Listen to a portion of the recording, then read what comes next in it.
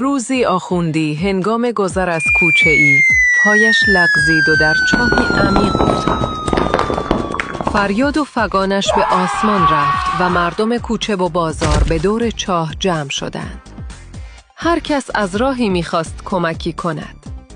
یکی طناب انداخت و فریاد زد: ای رفیق، دستت را بده تا بیرونت بکشیم.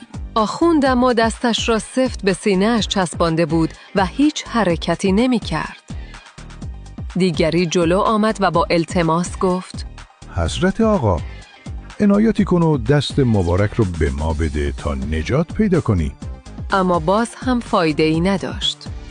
آخوند فقط از ته چاه ناله می‌کرد، ولی حاضر نبود دستش را بدهد. در این گیرودار مولا نصرالدین سوار بر خرش از راه رسید. از الاغش پیاده شد.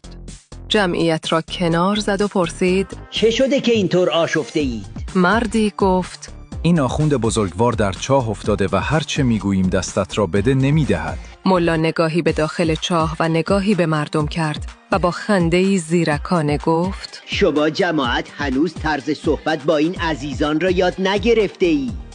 کنار بروید تا من کار را تمام کنم. مولا کنار چاه زانو زد. دستش را به داخل چاه دراز کرد و با لحنی محترمانه فریاد زد: ای بزرگوار، بفرما، دست مرا بگیر.